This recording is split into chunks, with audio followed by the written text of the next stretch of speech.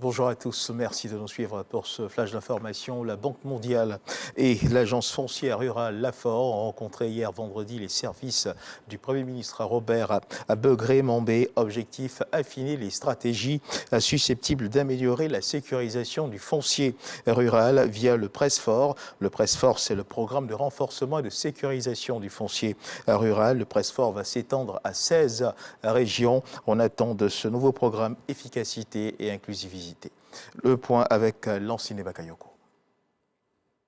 Un programme national, une agence d'exécution, un système d'information, un manuel d'opération foncière, des comités villageois, un certificat foncier automatiquement édité à la fin de la procédure, des contrôles automatisés, bref, le PAMOFOR a jeté les bases d'une meilleure gestion foncière en Côte d'Ivoire. Il y a un nombre de certificats comme il n'y a jamais eu en Côte d'Ivoire. Il y a des gens qui sont formés au métier du foncier rural. Dans 6 régions, c'est quand même déjà en tant que tel un résultat important. Et il y a eu des innovations aussi, notamment avec la question des contrats qui, au-delà du certificat foncier, peuvent aider les gens qui ont des accords entre propriétaires coutumiers et exploitants à mieux les formaliser. Et ça, on espère bien que ça va contribuer à l'apaisement des conflits et à une amélioration de la cohésion sociale.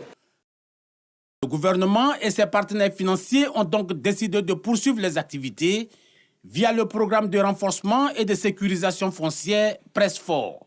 Le Presfor, qui va s'étendre à 16 régions, orientera essentiellement son action vers la digitalisation de la gestion foncière et surtout vers l'amélioration de l'efficacité et l'inclusivité des enregistrements fonciers. La première action à mener auprès des populations, c'est d'abord des actions de communication, des actions de sensibilisation pour que les populations puissent véritablement comprendre quels sont les enjeux et quels sont les avantages qu'elles peuvent tirer dans une adhésion massive aux interventions de l'État de Côte d'Ivoire. L'agence foncière rurale AFOR en appelle à l'implication de tous les Ivoiriens, d'autant que l'opération y va de la stabilité et de la modernisation de la Côte d'Ivoire.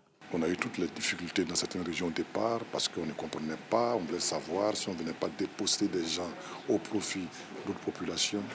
Tout cela s'est apaisé, vous voyez les résultats, 90%.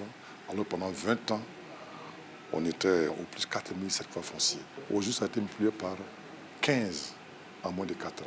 Que les politiques de tous bords, de tous chapelles, de tous minéraux auxquels ils appartiennent, ça qu'il s'agit d'un projet de grande sensibilité, de sécurité, de sûreté même, et ne pas se perdre dans des questions qui, ma foi, n'en valent pas la peine.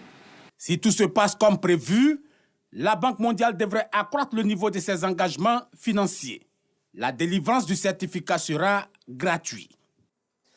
Ensemble pour un habitat sécurisé, c'est le thème de l'édition 2024 de Urbanic, Forum des innovations technologiques du bâtiment et des travaux publics à l'ère du numérique, a cité lundi dernier à l'auditorium de la Kestab en présence de représentants de 3 membres du gouvernement, notamment le ministre du Commerce, de l'Industrie et celui de l'Économie.